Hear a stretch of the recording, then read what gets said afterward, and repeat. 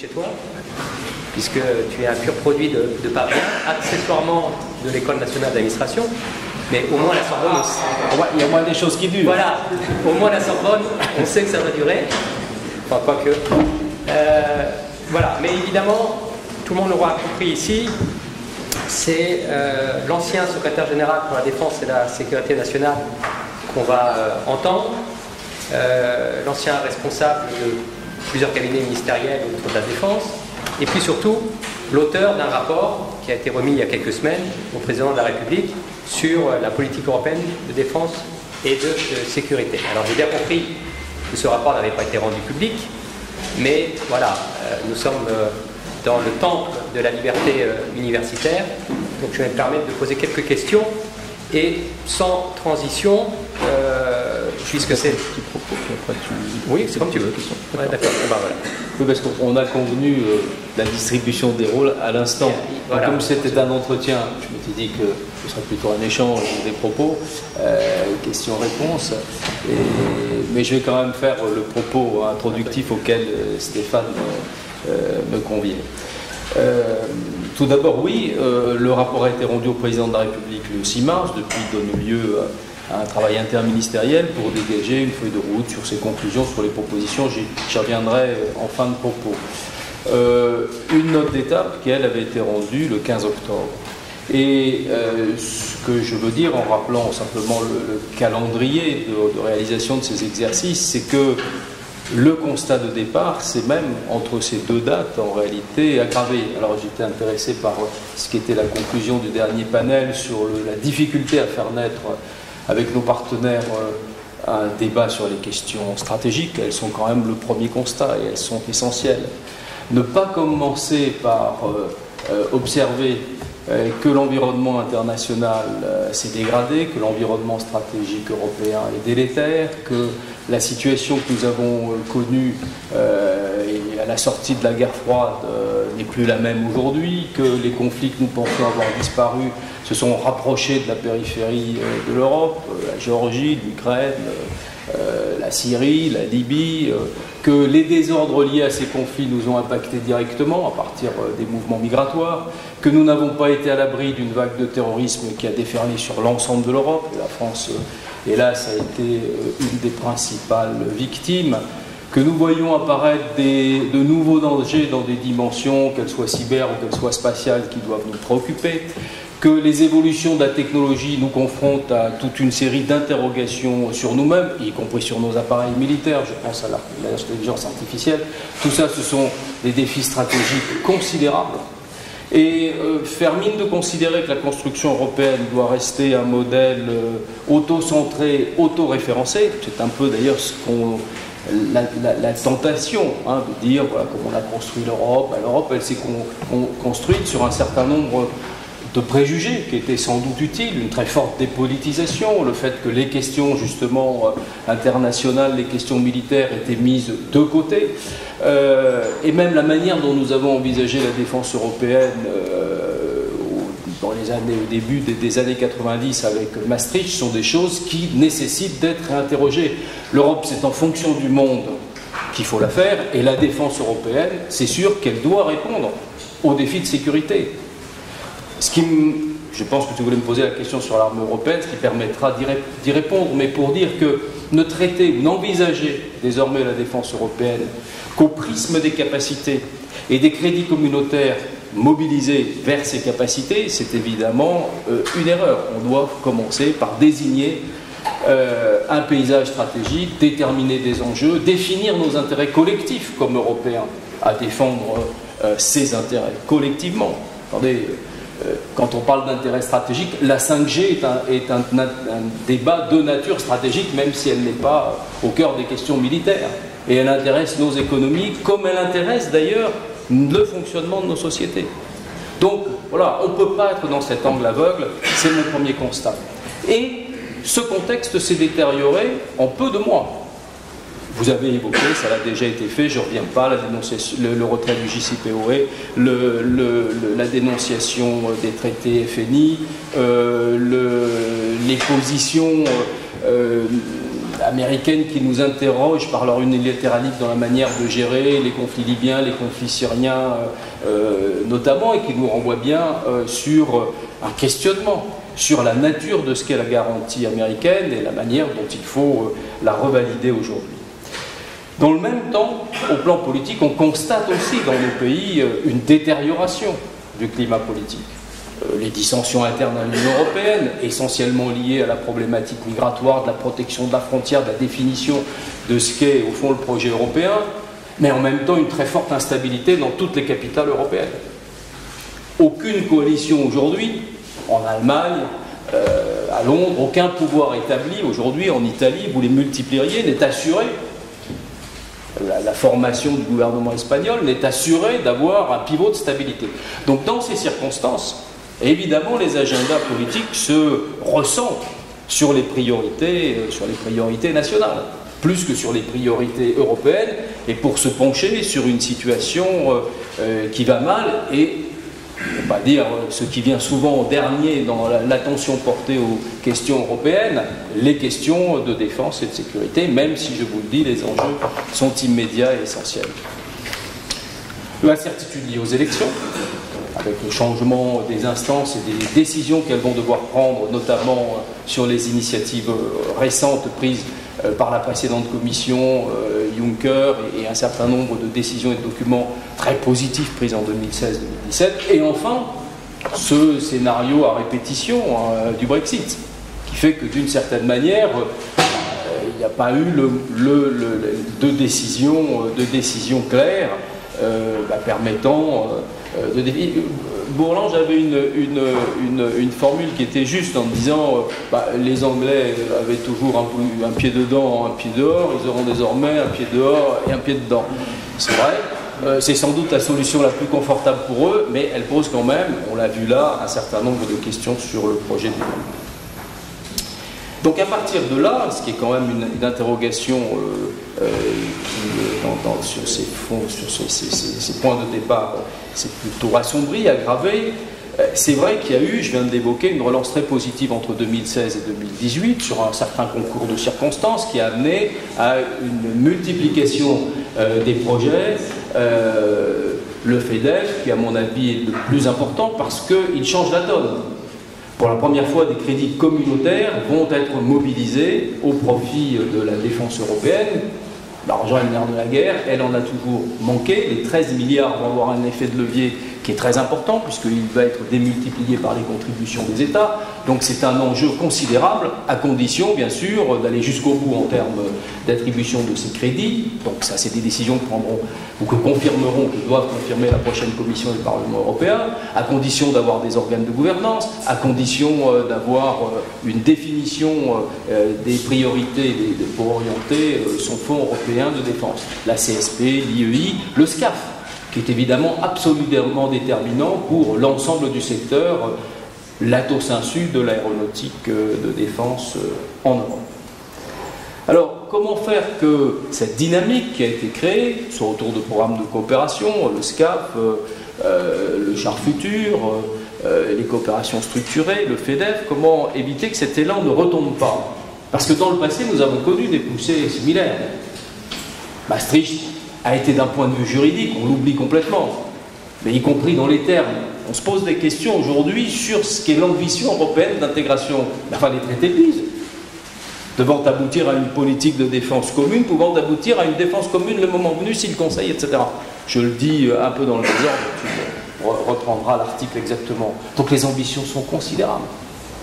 N'oubliez pas qu'à Maastricht, c'est toute une série de décisions qui suivent, la création du corps européen, donc le premier élément sur les forces européennes, la création du centre satellitaire de Torreón, etc. Deuxième poussée, Saint-Malo, avec le grand pragmatisme britannique et des accords que d'ailleurs j'ai contribué à négocier avec les Britanniques, toute une poussée dans la défense européenne, plus sur le versant opérationnel, avec des objectifs très clairs, là encore, qu'on a revu systématiquement à la baisse, qu'on n'a surtout pas mis en œuvre, mais qui reste là dans des déclarations en suspens, etc. Ça a été l'intégration d'Airbus, ça a été MBDA, sans doute le secteur le plus intégré dans le domaine de l'industrie de défense.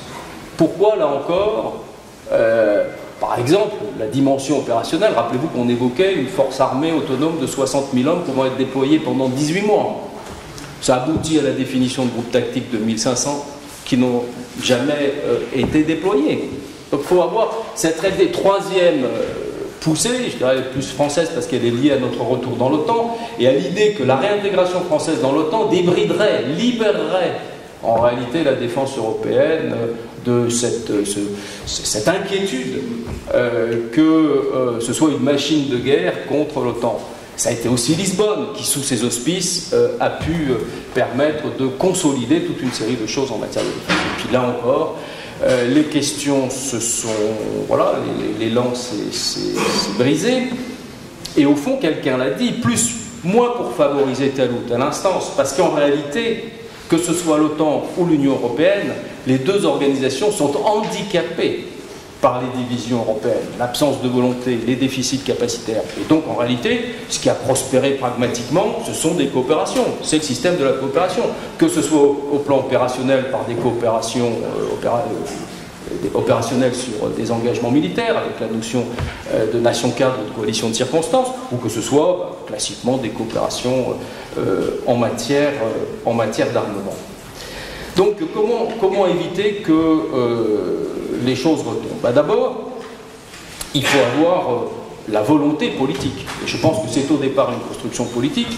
Et sur ce moment de raison des Européens, de constater quelle est leur situation au XXIe siècle, s'ils restent à la fois fragiles, vulnérables vis-à-vis de menaces extérieures, dans la défense de leurs intérêts industriels, économiques, financiers, en termes de compliance, de décisions qui leur sont imposées, d'investissements stratégiques qui sont faits par d'autres.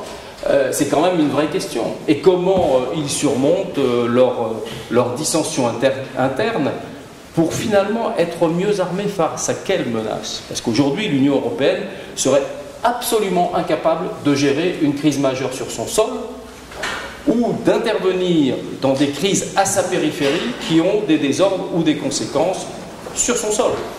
Je ne vais pas dans des ambitions de projection du type de celle qu'on a connue, ou en Afghanistan, ou même d'évoquer les déploiements du type malien. Je dis simplement que si une crise cyber majeure intervient en Europe, ils sont incapables de répondre de la manière la plus efficace et la plus performante à cette cyberattaque. Voilà. Ils répondront avec leurs moyens nationaux, avec des pays qui auront des défenses plus durcies que d'autres, et avec le fait que les brèches chez les uns créeront des vulnérabilités chez les autres.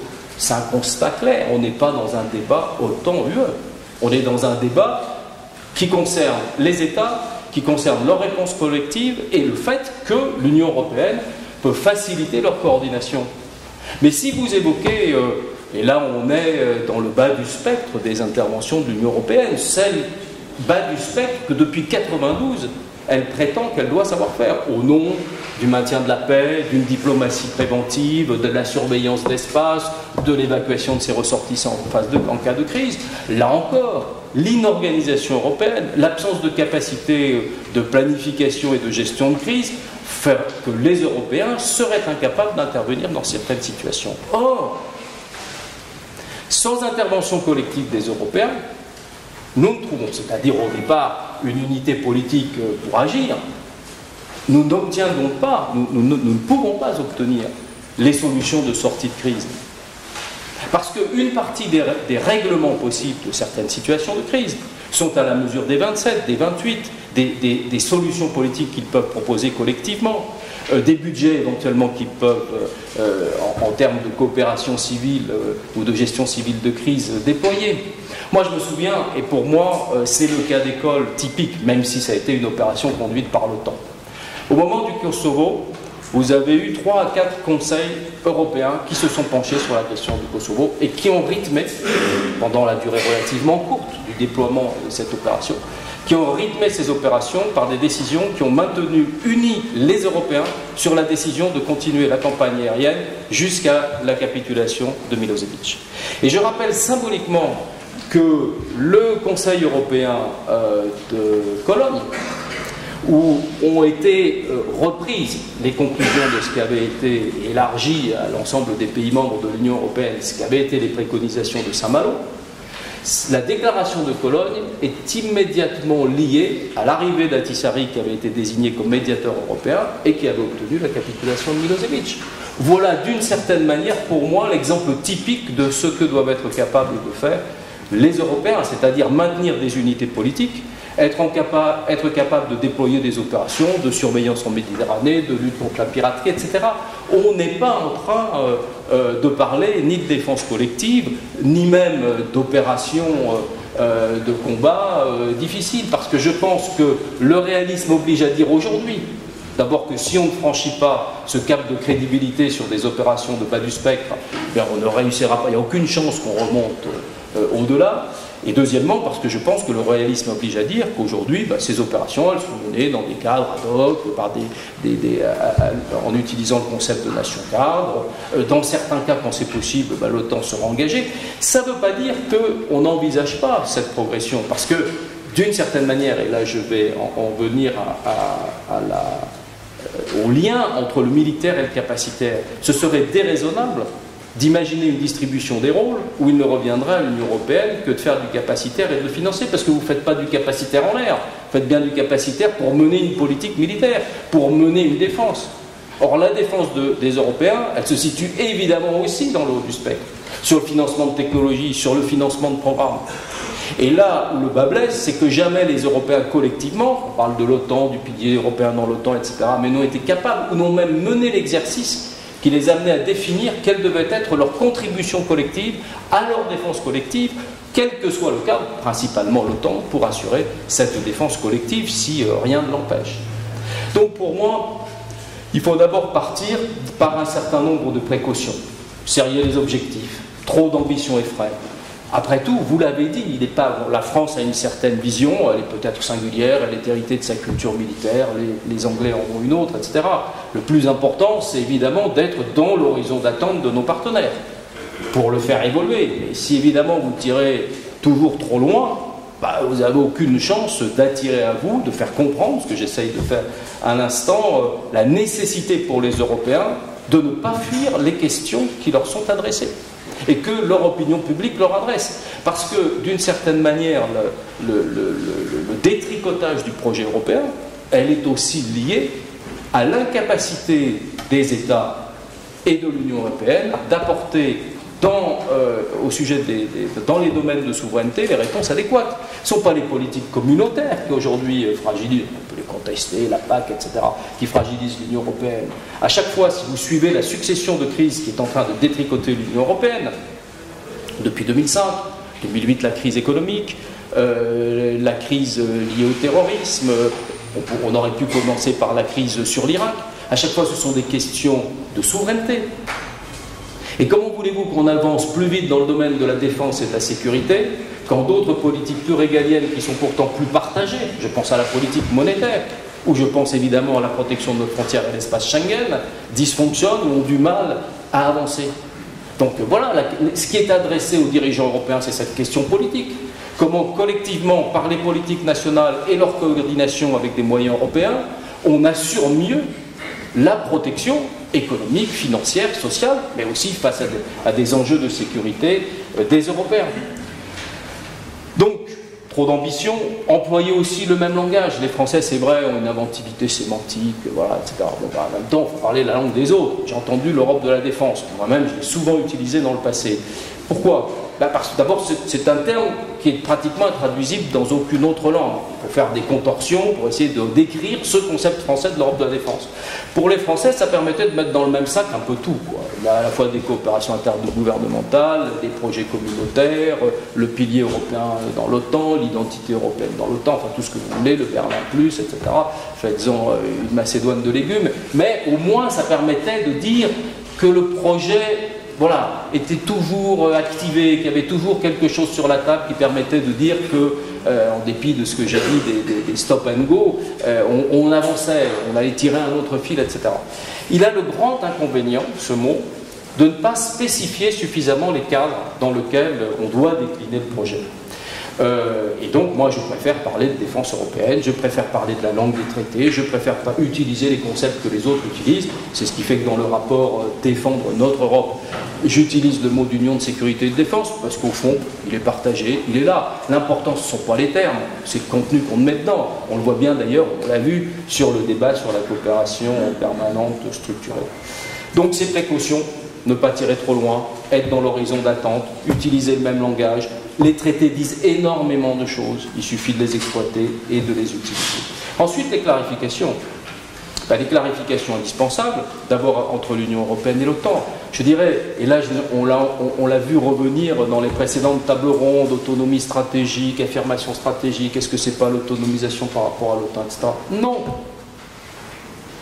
Donc fuyons tout ce qui va donner l'occasion à des faux fuyants, à des fausses querelles, à des nuages de fumée dans des débats stériles. Non, l'OTAN est là, la défense collective des Européens, elle se fait dans l'OTAN, la standardisation, l'interopérabilité, ça se fait dans l'OTAN. Voilà. Et jusqu'à preuve du contraire, c'est-à-dire, et ce n'est pas le souhait des Européens, donc jusqu'à une preuve du contraire apportée par quelqu'un d'autre, soit qui bloquerait le système par un veto, on peut l'imaginer politiquement, soit parce qu'ils ne souhaiteraient pas participer, soit parce qu'ils considéreraient que voilà, les choses doivent être revues. Je ne me prononce pas sur ce sujet, mais l'intérêt des Européens est de ne pas casser cette machine, ou au fond, parce que s'ils ne l'ont pas, il y a tout ce que j'ai décrit comme manque, leur doctrine, la standardisation, etc., elle est nulle part ailleurs.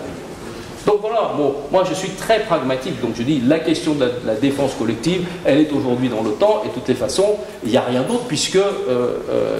Mais en revanche, l'Union européenne, elle doit aussi se consacrer à vérifier qu'elle serait bien en situation de gérer, dans ce continuum défense et de sécurité, ce qui se trouve finalement au cœur, à l'interstice des dangers que j'évoquais tout à l'heure, la cyberdéfense, le spatial, la gestion, la protection de la frontière, la gestion d'espaces maritimes, le contrôle des trafics illicites d'armes, par exemple, en Méditerranée, quand on l'a connu venant réarmer les filières terroristes en Libye.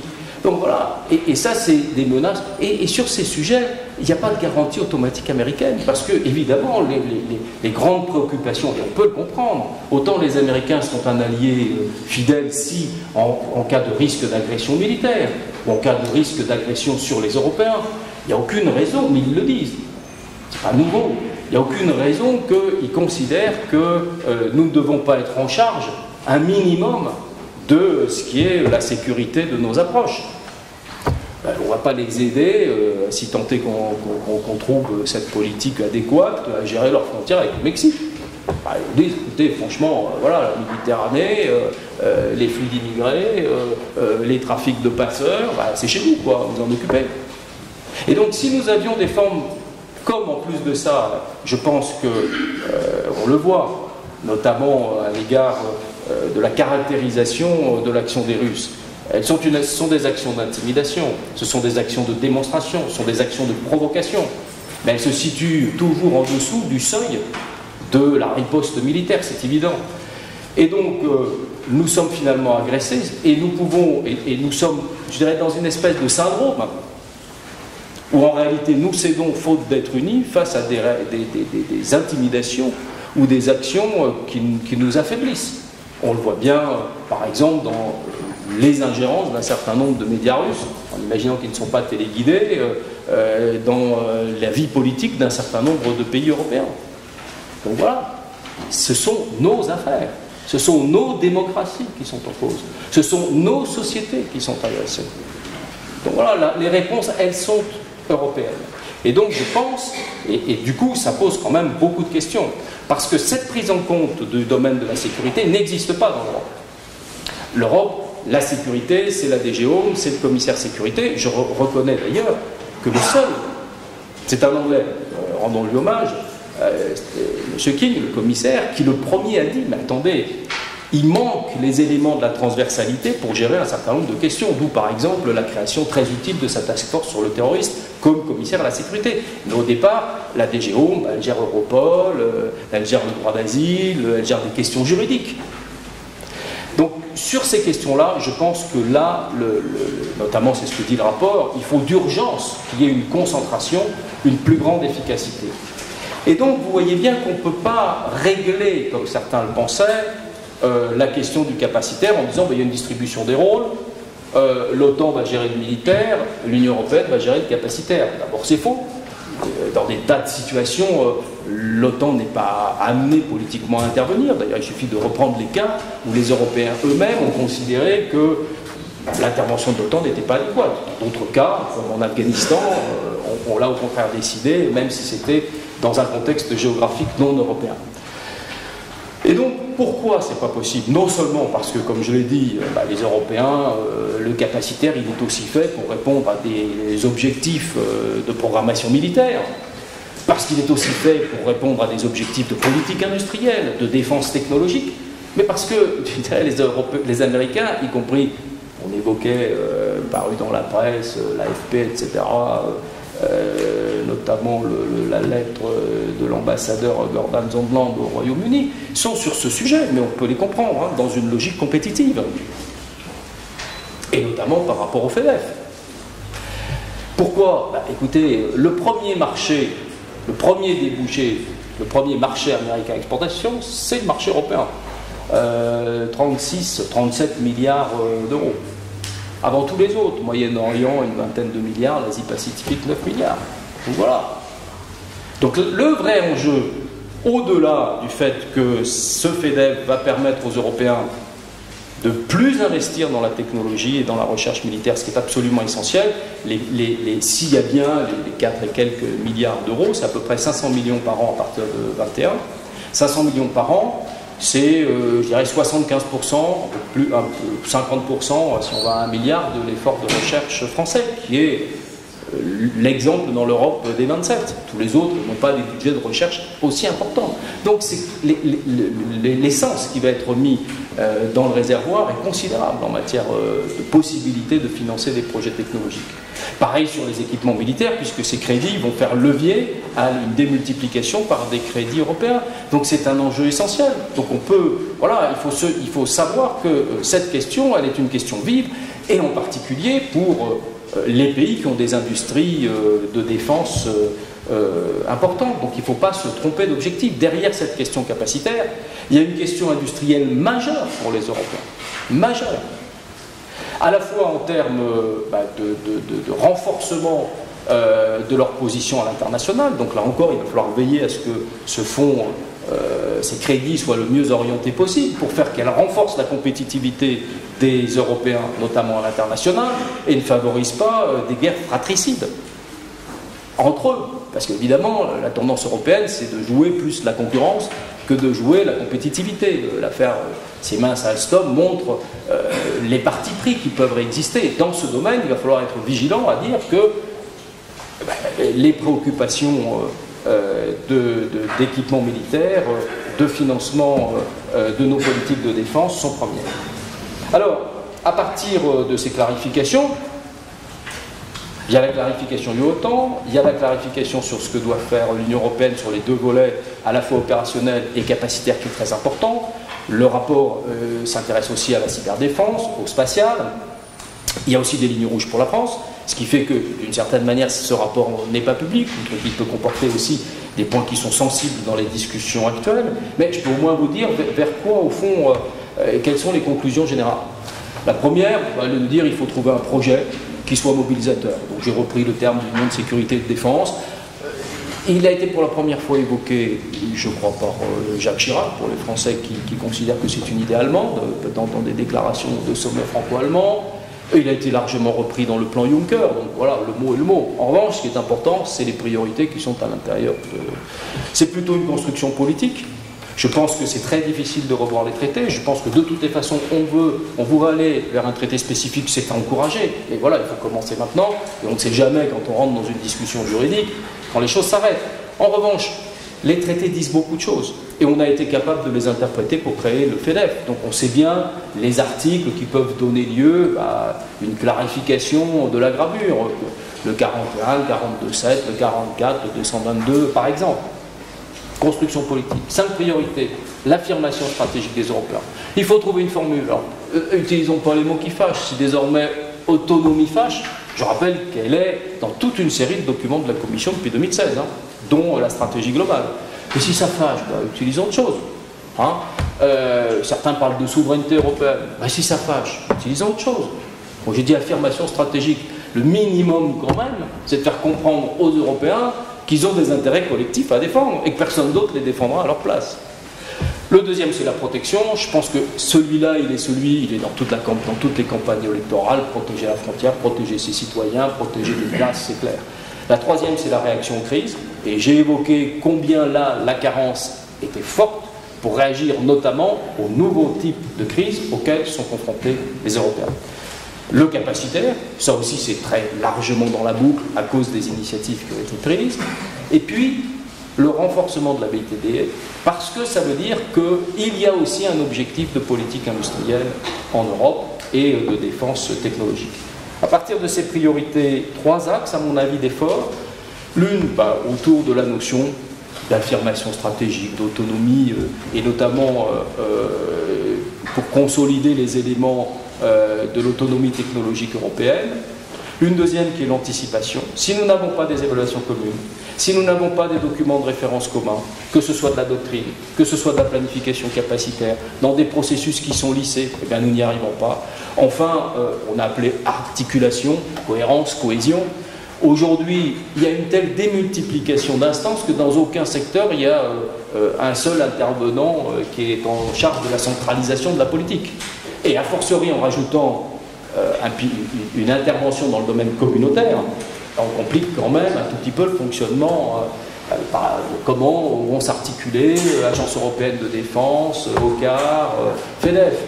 Comment vont s'articuler dans le domaine de la cyber, le rôle de la DG Connect, s'il y a une direction générale de la défense, est-ce qu'elle aura la cyberdéfense, et le rôle de l'ENISA, etc. Donc il y a un minimum, un audit, un bilan de compétences à faire des agences qui au départ étaient perçues dans le système européen comme devant être les opérateurs, les effecteurs de ces politiques, mais qui ont tout été atrophiés, affaiblis. Donc il y a un vrai travail, pas de grand soir institutionnel, mais au moins rendons les choses cohérentes. Le travail entre, écoutez, les calendriers aujourd'hui et les itérations entre l'état-major de l'Union européenne et l'AED sur la définition d'un programme capacitaire, on n'est même pas assuré par rapport à la logique implacable du processus capacitaire dans le temps. Donc il y a beaucoup de choses à faire dans le sens de la rationalisation de nos processus. 91 propositions, certaines avec des niveaux... On ne va pas passer en V. Non, on ne va pas les passer, mais je ne pourrais pas d'abord. Mais elles sont à des niveaux de granularité différents, mais articulées autour de ces axes, et surtout un calendrier, en disant attention, 2020, c'est l'année de tous les dangers, c'est l'année critique, il va falloir renouveler la Commission, le Parlement, on n'a pas d'organe de gouvernance aujourd'hui pour gérer le FEDEF, une direction, un commissariat, etc., j'y reviens pas. C'est aussi le débouché du SCAF. C'est aussi, donc il y a toute une série qui fait que, comme le lait sur le feu, il faut, à un moment où les gens et les responsables vont être renouvelés, de bien veiller à la transformation de l'essai. Ensuite, il y a une séquence qui, à mon avis, est rythmée par les 2 présidences allemandes et françaises de l'Union européenne. Et là, à mon avis, une feuille de route devrait être dégagée entre ces 2 pays. La relation franco-allemande est difficile, c'est une relation structurante, c'est une relation qui est privilégiée, c'est pas une relation exclusive, tout ce que vous voulez, mais en réalité, si eux-mêmes ne sont pas là, et donc pour une feuille de route qui doit être proposée à l'occasion de ces 2 présidences, plutôt construite ou rédigée ensemble, partagée évidemment avec l'ensemble de nos partenaires, et puis un horizon de 2027 qui permettrait d'afficher des niveaux d'ambition, je dirais peut-être plus substantiels, dans le sens notamment d'un certain nombre de déclarations, qu'elles soient celles de l'Union européenne ou qu'elles soient celles du président de la République française. Bon, en tout cas, une chose est sûre, si les Européens ne s'activent pas, ils sont les grands perdants du XXIe siècle, c'est sans doute pas une nouvelle qui vous étonnera, donc à un moment, les choix s'imposent. Je le répète, et Barnier, alors comme ça me permet de dire que le cycle de la chaire en enjeux stratégiques a été consacré cette année à l'Europe, et il a été inauguré, la séance inaugurale a été faite par Michel Barnier,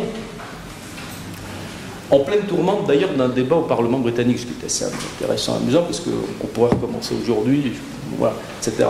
Sur ce feuilleton. Et alors, il a cité un certain nombre de chiffres, mais qui sont connus, quoi. Le budget européen militaire, c'est 230 milliards d'euros, c'est-à-dire supérieur au budget de la Chine, c'est-à-dire 3 fois le budget de la Russie qui les terrorise. attendez, on parle de duplication inutile avec l'OTAN, et quels sont les gabegies à l'intérieur du système européen à cause de redondance, à cause d'obsolescence, à cause de ventre mou, alors que par ailleurs nous avons des trous capacitaires en matière de ravitaillement, en matière de drones, en matière de satellites. Donc à un moment aussi, vis-à-vis des citoyens, il faut dire que toute cette absence de rationalisation, cette incohérence a un prix. Elle a à la fois un prix fiscal et budgétaire, et elle a un prix qui est quand même l'absence de crédibilité de l'outil européen. À un moment où nous rentrons dans... Alors, d'outils européens, je vois le général Paloméros qui lève un sourcil, pas pour tous, pas pour tout le monde, c'est clair, et notamment pas pour la France. Mais nous rentrons tous dans un calendrier qui nous amène à considérer le renouvellement de nos générations de grands programmes d'armement conventionnel. Nous sommes tous confrontés au saut technologique que va impliquer l'application de l'intelligence artificielle. Donc voilà, et là on voit bien que par rapport à un certain nombre de défis, le FEDEF, le SCAF sont évidemment des réponses à la fois qui apportent de l'argent et qui mobilisent. Voilà. Est-ce qu'on a le temps de tes 3 questions? Non. Et alors je vais répondre si tu veux. Non, je savais bien qu'il n'y avait pas besoin de questions. Toi, a été dit.